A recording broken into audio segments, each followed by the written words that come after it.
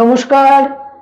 2025 অর্থাৎ 2025 সালে আপনাদের কাছে আমার প্রথম ভিডিও আমি উপস্থিত করছি। নতুন বছরের জন্য সবাইকে 2025 নতুন বছর যেন সবার খুব ভালো কাটে, সবাই যেন সুস্থ থাকেন এবং আনন্দে থাকেন, এই শুভেচ্ছা জানিয়ে শুরু করছি। আজকের আমাদের আলোচ্য বিষয় খুব গুরুত্বপূর্ণ এবং আমরা জানি যে 2025 এমন সব গ্রহ সঞ্চার হচ্ছে, এমন কিছু গ্রহদের মুভমেন্ট হচ্ছে যেটা আমি বার্ষিক রাশিফলে আপনাদের বলেছি যে বিভিন্ন রকমের এমন কিছু গ্রহ সঞ্চার, গ্রহদের মুভমেন্ট হচ্ছে যেটা কিন্তু আমাদের প্রত্যেকের জীবনেই অনেক রকমের পরিবর্তন নিয়ে আসবে। সেটা বাহ্যিক বহিরঙ্গে, অন্তরঙ্গে বিভিন্ন ভাবে কিন্তু পরিবর্তন নিয়ে আসবে। আজকের আলোচ্য বিষয় 2025 এর 21 জানুয়ারি, 21শে জানুয়ারি মঙ্গল বক্র গতিতে কর্কট রাশি অতিক্রম করে মিথুন রাশিতে সঞ্চার করছে। মঙ্গল 12 জানুয়ারি, 12ই জানুয়ারি পুষ্যা নক্ষত্র অতিক্রম করে মঙ্গল, যখন আপনাদের কাছে এই ভিডিও আমি প্রস্তুত করছি তখন মঙ্গল কর্কট রাশির পুষ্যা নক্ষত্রে বক্র গতিতে অবস্থান করে রয়েছে। আগামী 12 জানুয়ারি, 12ই জানুয়ারি মঙ্গল পুনর্বসু নক্ষত্রে গোচর করবে এবং পুনর্বসু নক্ষত্র অবলম্বন করে মঙ্গল 21 জানুয়ারি সকাল বেলায় মিথুন রাশিতে সঞ্চার করবে বক্র গতিতে।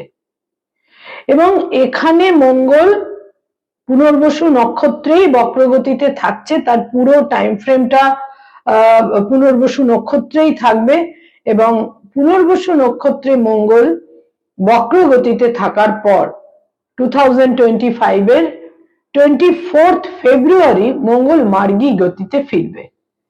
মঙ্গল মার্গী গতিতে ফেরার পর মঙ্গল তার ফরওয়ার্ড অনওয়ার্ড মার্গী গতিতে ফরওয়ার্ড মোশনে মঙ্গল আবার কর্কট রাশিতে চলে আসবে 2025 এর 3rd এপ্রিল। 2nd এপ্রিলের মধ্যরাতে অর্থাৎ 3rd এপ্রিল মঙ্গল চলে আসবে পুনরায় আবার কর্কট রাশিতে। কিন্তু এই যে বক্র গতিতে মঙ্গল কর্কট রাশি থেকে পুনর্বসু নক্ষত্রকে অবলম্বন করে মিথুন রাশিতে সঞ্চার করবে, এটা কিন্তু খুব গুরুত্বপূর্ণ এই জন্য যে সে বক্রগতিতে একটি রাশিকে অতিক্রম করে ফেলে সে পূর্ববর্তী রাশিতে সঞ্চার করছে এবং সেখানেও সে বক্রগতিতে এক মাসের সামান্য কয়েকদিন বেশি কিন্তু সে সেখানে অবস্থান করে থাকবে।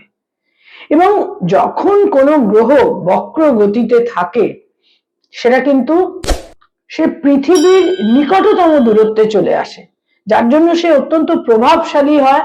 এবং মঙ্গলের মতো গ্রহ, মঙ্গল মানেই হচ্ছে অ্যাকশন, মঙ্গল সবসময় কিন্তু তার গতি, তার স্পিড, তার এনার্জি এবং অ্যাকশন, এটাই কিন্তু মঙ্গলের মুখ্য কারকতা। এবং মঙ্গল যখন কোনো কাজ করে সে কিন্তু কাজটা করার জন্যই কাজ করে, যদি না সেখানে শুভভাবে বৃহস্পতির কোনো প্রভাব, আসপেক্ট ইত্যাদি না থাকে তাহলে কিন্তু মঙ্গল সাধারণত যেটা আমরা দেখতে পাই সেটা হচ্ছে সে তার অ্যাকশনটাকে, তার যে কাজ সে কাজ করতে চায়, তার অ্যাকশন ওরিয়েন্টেশন, তার যে বৈশিষ্ট্য, সে কিন্তু কাজটাই করতে চায় অনেক কিছু না ভেবে, অনেক উইজডম, অনেক দূরদর্শিতা ইত্যাদি মাথায় না রেখে। এবং মঙ্গল মিথুনে সঞ্চার করছে 21 জানুয়ারি 2025 এর 21 জানুয়ারি বক্রগতিতে মিথুন রাশিতে সঞ্চার করছে সাইন জেমিনিতে। এবং মিথুন রাশিকে যদি আমরা খুব সংক্ষেপে সামান্য কটি কথায় বলতে চাই তাহলে বলতে পারি মিথুন রাশি হচ্ছে চেঞ্জ। মিথুন রাশি বায়ু রাশি, এয়ার সাইন, এবং তার মুখ্য সে সবসময় চেঞ্জ পছন্দ করে, পরিবর্তন চায়, তা না হলে তার একঘেয়ে লাগে, বোরডম। মিথুন রাশি কিন্তু চেঞ্জ, ইন্টারচেঞ্জ এবং তার সঙ্গে সঙ্গে মোশন এবং ইনভেনশন, সেও কিন্তু গতি চায় কারণ বায়ু রাশি। এবং তার সঙ্গে সঙ্গে ইনভেনশন, সে নতুন করে কোনো কিছুকে দেখতে চায়, আবিষ্কার করতে চায়, অন্য রকম দৃষ্টিভঙ্গিতে নতুন করে একটা ইনভেনশনের কথাও কিন্তু সে ভাবে। এবং প্ল্যানেট হচ্ছে মঙ্গল এবং সে বক্র গতিতে যাচ্ছে। বক্র গতিতে পূর্ববর্তী রাশিতে সঞ্চার করা, গোচর করা মানেই হচ্ছে সে যে কাজ সম্পূর্ণ করে আসেনি সেই কাজ কিন্তু সে সম্পূর্ণ করতে যাচ্ছে। এবং আমরা জানি যে আমরা যখন কোনো কাজ ফেলে রাখি, ফেলে আসি, আমরা বাড়ি থেকে বেরিয়ে গিয়ে আবার যখন বাড়িতে ফিরে আসি, কোনো কিছু একটা বিশেষ কিছু মনে পড়ায়, সেটা কিন্তু অত্যন্ত একেবারে একেবারে নির্দিষ্ট করে সেই কাজটাই মাথায় থাকে যেটা আমরা ফেলে এসেছিলাম, ভুলে গিয়েছিলাম, আবার সেটাকে কমপ্লিট করতে যাচ্ছি, সম্পূর্ণ করতে যাচ্ছি। সেখানে কিন্তু একটা নির্দিষ্ট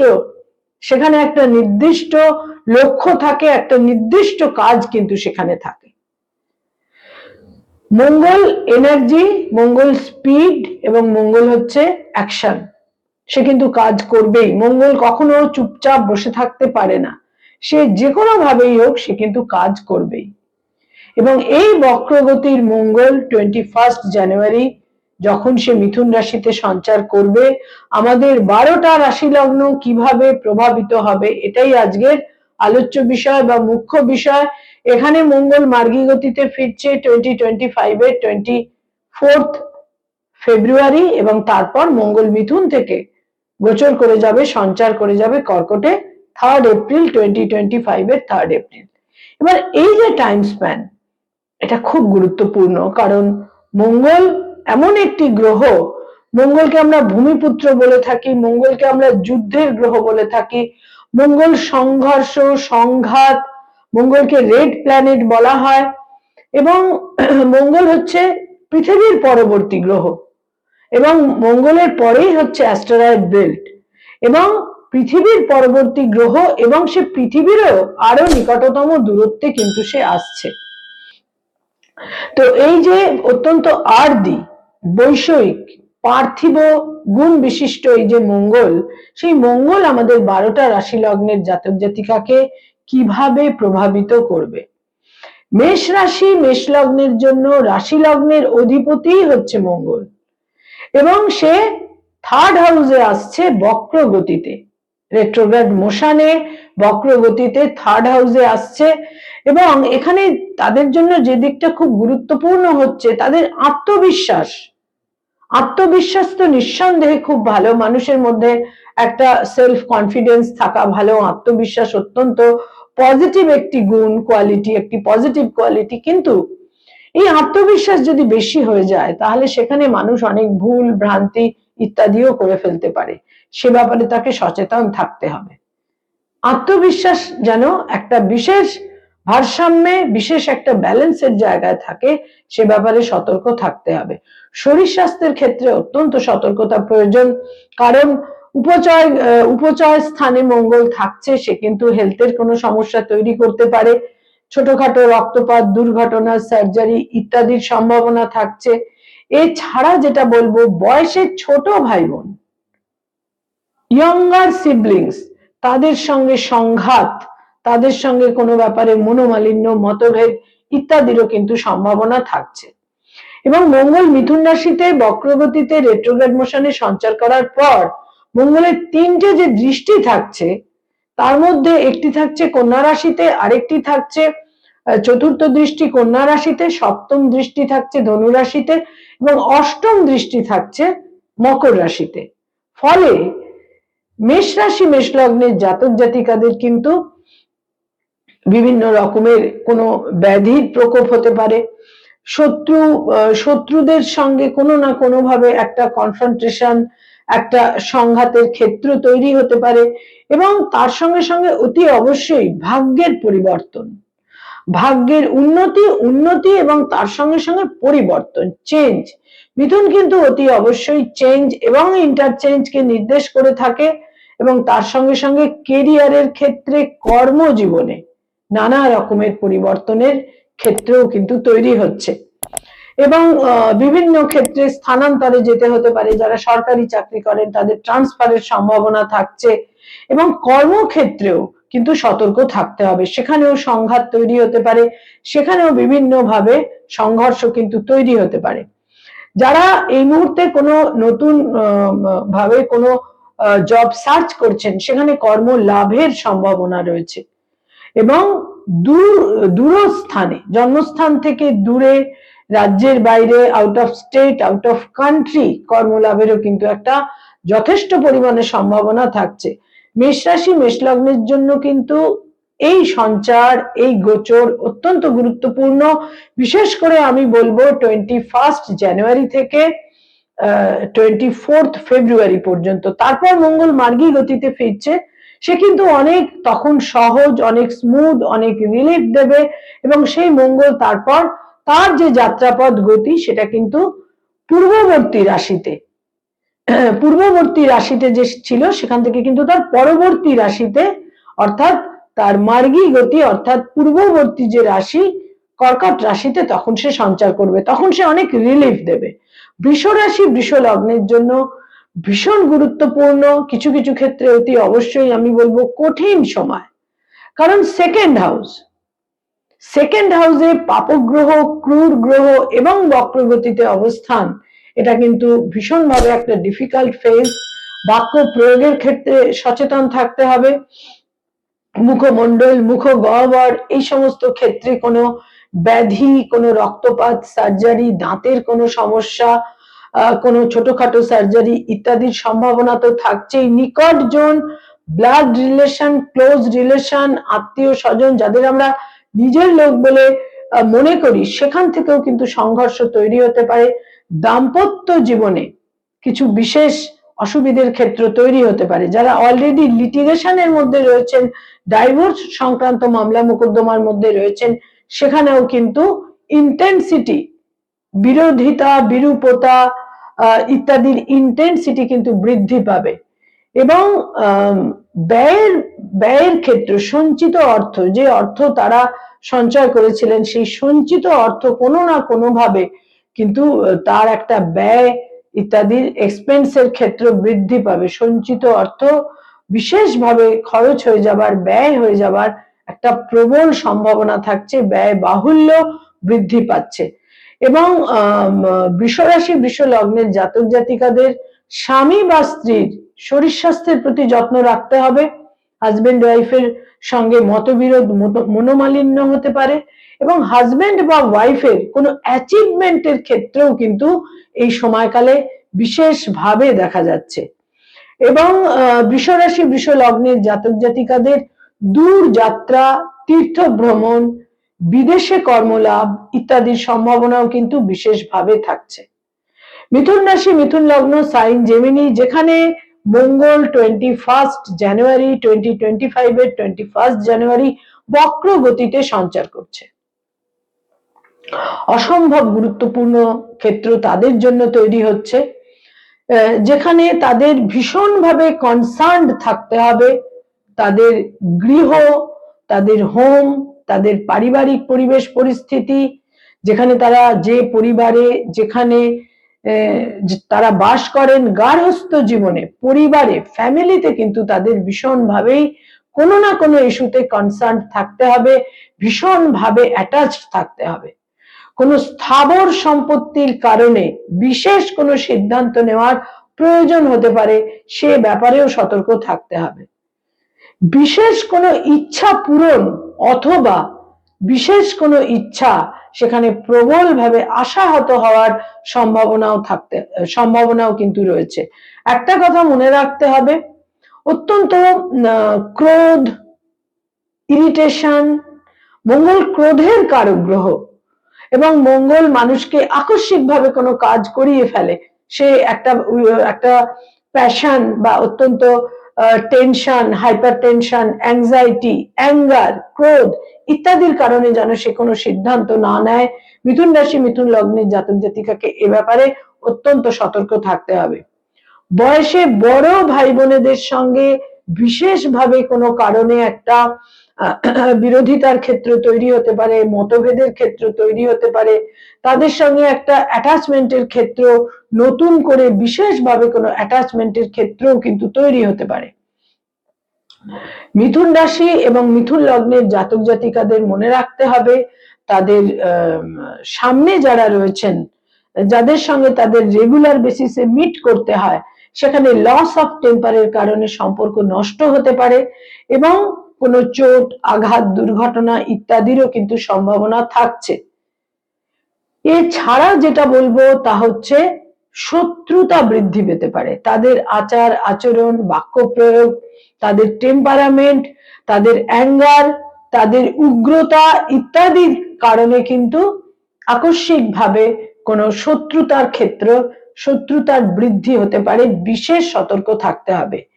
এই যে মঙ্গলের বক্র গতিতে সঞ্চার মিথুন রাশিতে, সেটা ভীষণভাবে এফেক্টিভ হতে চলেছে কিন্তু মিথুন রাশি মিথুন লগ্নের জাতক জাতিকাদের জন্য। কোনো উত্তরাধিকার সূত্রে প্রাপ্ত সম্পত্তির কারণে মানসিক চিন্তা, উদ্বেগ, মানসিক অশান্তি, মনের মধ্যে একটা হাইপার অ্যাংজাইটি ইত্যাদি কিন্তু তৈরি হতে পারে। হঠকারিতার বশে, ক্রোধের বশে কোনো সিদ্ধান্ত নেওয়া উচিত হবে না। কর্কট রাশি কর্কট লগ্নের জাতক জাতিকাদের দ্বাদশে 12th হাউসে মঙ্গল বক্র গতিতে সঞ্চার করছে 21 জানুয়ারি। সন্তান সম্পর্কে উদ্বেগ তৈরি হতে পারে। সন্তানের দূর যাত্রা, বিদেশ যাত্রার সম্ভাবনা, সন্তানের হেলথের কারণে কিছু অসুবিধে তৈরি হতে পারে এবং বহু ক্ষেত্রে দেখা যাবে বিদেশে কর্মলাভ, জন্মস্থান থেকে দূরে, out of state, out of country কর্মলাভের সম্ভাবনা তৈরি হচ্ছে এবং তার সঙ্গে সঙ্গে শত্রু হানির যোগ বিশেষভাবে থাকছে। বয়সের ছোট ভাই বোনেদের সঙ্গে কোনো কারণে মত পার্থক্য এবং তাদের স্বাস্থ্যহানির ক্ষেত্র বিশেষভাবে দেখা যাচ্ছে। দাম্পত্য জীবনে স্বামী বা স্ত্রীর স্বাস্থ্যহানি, স্বামী বা স্ত্রীর সঙ্গে মতবিরোধের ক্ষেত্রেও কিন্তু থাকছে। তবে স্বামী বা স্ত্রীর অ্যাচিভমেন্টের ক্ষেত্রেও কিন্তু বিশেষভাবে থাকছে। কর্কট রাশি কর্কট লগ্নের জন্য মঙ্গল যোগকারক গ্রহ। মঙ্গল বক্র গতিতে দ্বাদশে গিয়ে দূর যাত্রা, বিদেশ যাত্রা, তীর্থ ভ্রমণ, নানা রকম ভাবে কিন্তু কিছু যে সমস্ত কাজগুলোকে আমরা বলি পুণ্য সঞ্চয়, এই ধরনের অ্যাক্টিভিটিস এর কিন্তু ক্ষেত্র বিশেষভাবে তৈরি হচ্ছে। যারা সিংহ রাশি এবং সিংহ লগ্নের জাতক জাতিকা, তাদের 11th হাউসে মঙ্গল বক্র গতিতে সঞ্চার করছে। এখানে যেটা বিশেষ করে মনে রাখতে হবে সেটা হচ্ছে সন্তানের অ্যাচিভমেন্ট, সন্তানের সাফল্য বিশেষভাবে থাকছে। প্রারব্ধের সুফল তারা পাবেন, কিন্তু ব্লাড রিলেশন, ক্লোজ রিলেশন, তথাকথিত আত্মীয় স্বজন, তাদের সঙ্গে কোনো সংঘাত তৈরি হতে পারে এবং বাক্য প্রয়োগে অত্যন্ত সচেতনতা প্রয়োজন। গার্হস্থ্য পরিবেশে একটা অস্থিরতা, অনিশ্চয়তা, উদ্বেগ, টেনশন ইত্যাদি তৈরি হতে পারে। মায়ের স্বাস্থ্যহানির ক্ষেত্র রয়েছে এবং কোনো স্থাবর সম্পত্তি ক্রয়ের প্রবল সম্ভাবনা কিন্তু থাকছে। 11th হাউসের এই মঙ্গল কিন্তু তাদের বিভিন্নভাবে সাফল্য, অ্যাচিভমেন্ট বিশেষ করে তৈরি করে দেবে এবং এই মঙ্গল অত্যন্ত তীব্রভাবে তাদের কিছু বিশেষ ইচ্ছা পূরণের ক্ষেত্র অতি অবশ্যই তৈরি করে দেবে। কন্যা রাশি কন্যা লগ্নের জাতক জাতিকা, তাদের 10th হাউসে দশমে, house of career, house of profession যেটা, সেখানে মঙ্গল বক্র গতিতে সঞ্চার করছে এবং সেখানে সে বক্র গতিতে আমরা জানি 24th ফেব্রুয়ারি পর্যন্ত মঙ্গল এখানে বক্র গতিতে থাকবে। কর্মজীবনে কর্মক্ষেত্র নিয়ে একটা বিশেষ একটা ডিসস্যাটিসফ্যাকশন, সংঘাত, মানসিক উদ্বেগ, কর্মক্ষেত্র নিয়ে অস্থিরতা, অনিশ্চয়তা ইত্যাদি কিন্তু বিশেষভাবে থাকছে কন্যা রাশি কন্যা লগ্নের জন্য। তবে যারা কোনো কনস্ট্রাকশন ওরিয়েন্টেড কাজকর্ম করেন, যারা ল্যান্ড ডেভেলপ করেন, কনস্ট্রাকশনের কাজ করেন, প্রমোটিং এর কাজ করেন, তারা কিন্তু বিশেষ শুভ ফল পাবেন।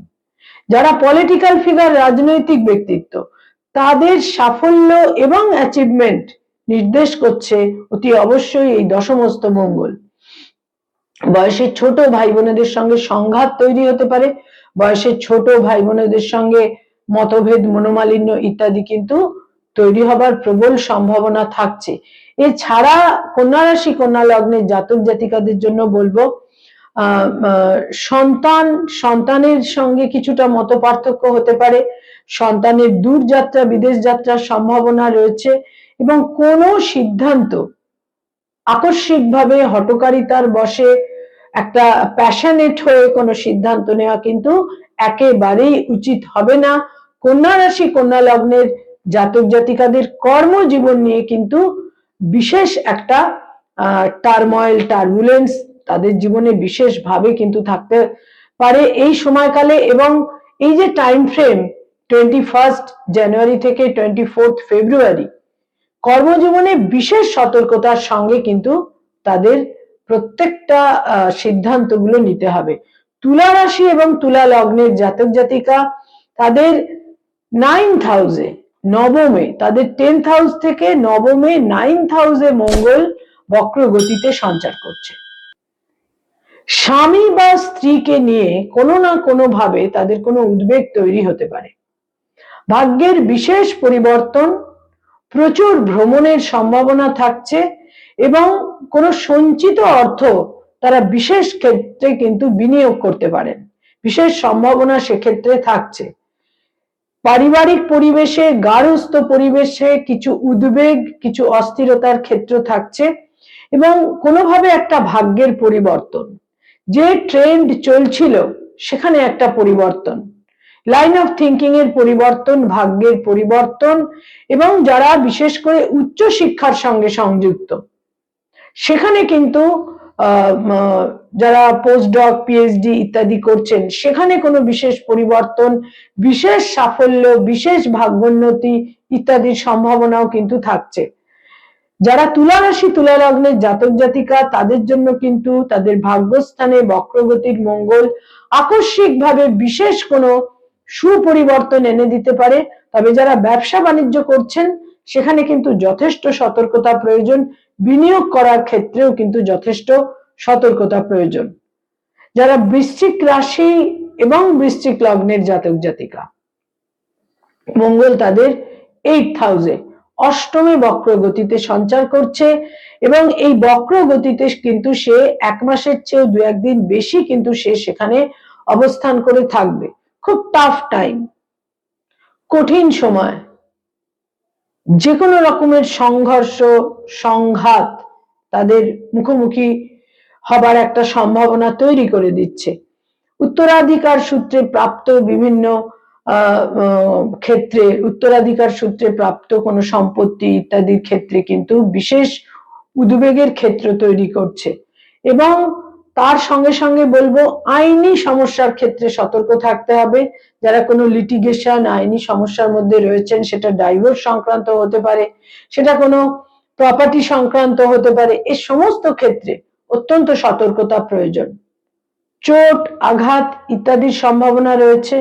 এবং তার সঙ্গে সঙ্গে আরেকটি বিশেষ কথা মনে রাখতে হবে, তা হচ্ছে যে বাক্য প্রয়োগের ক্ষেত্রে সতর্কতা। বয়সে ছোট ভাই বোনেদের সঙ্গে সম্পর্কে আকস্মিকভাবে কোনো অবনতি হতে পারে।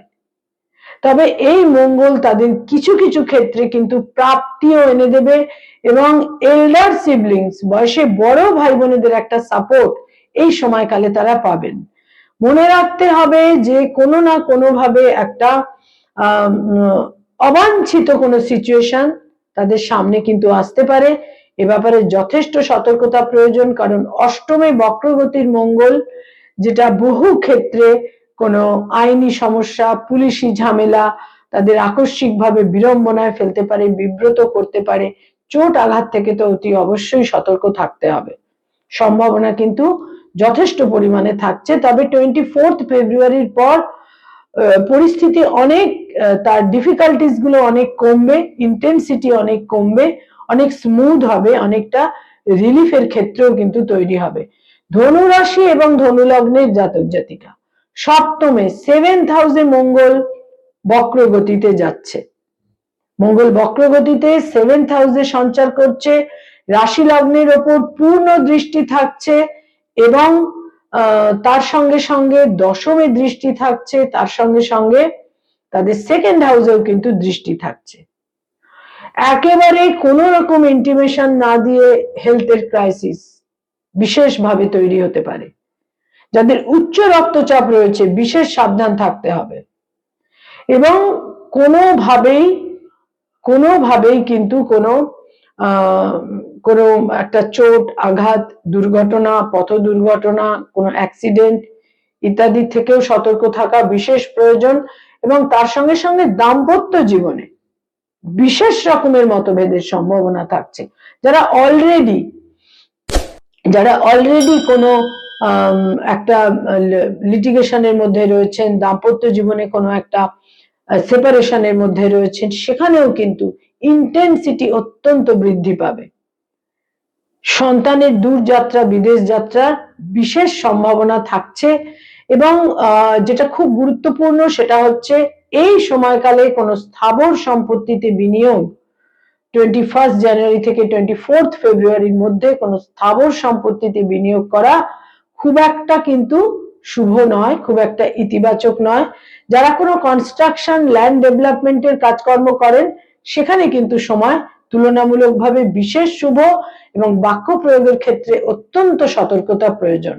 যারা মকর রাশি এবং মকর লগ্নের জাতক জাতিকা, তাদের জন্য আমি বিশেষ করে বলবো শত্রু নাশ, শত্রু হানি এবং ব্যাধির কিন্তু প্রকোপ বৃদ্ধি পেতে পারে। কিন্তু শত্রু হানি এবং শত্রু নাশ, ঋণ বা লোনের সমস্যায় যারা ভুগছেন সেখানে কোনো একটা আন্ডারস্ট্যান্ডিং, মিউচুয়াল আন্ডারস্ট্যান্ডিং, সেখানে কোনো সমাধান ইত্যাদির ক্ষেত্র তৈরি হবার প্রবল সম্ভাবনা থাকছে।